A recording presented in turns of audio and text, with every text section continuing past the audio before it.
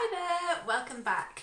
I have a really quick tip for you today and it's something that's going to help you improve your writing and make your sentences longer and better. And it's literally just one word. It's so easy, and that word is which.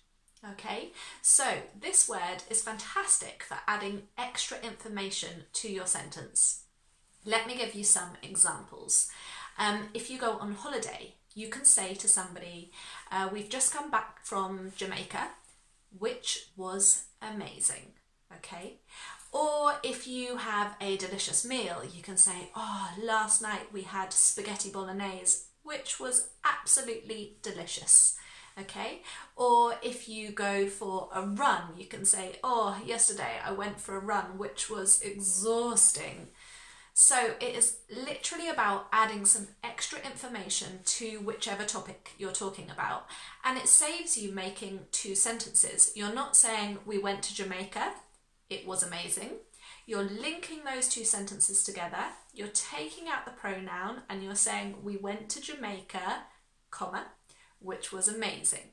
Okay, so this is a great one to use in writing but also in your spoken English, and it'll just make your sentences sound really fluent, really natural and really compact, okay? So I'd like you to give that one a try, and I also have some more examples in a blog post which I'll link below so you can have another look and get more of a feel for it. But the basic structure, if you want to use it in a simple way, is just which, and then the verb to be, which was, and then a lovely adjective. Amazing, exhausting, fantastic, delicious, whichever adjective fits the situation. So really simple, hey? If you like that video and you'd like some more simple tips, then just give me a thumbs up or leave me a comment below. And don't forget to make sure that you've subscribed, because I upload a new video every week.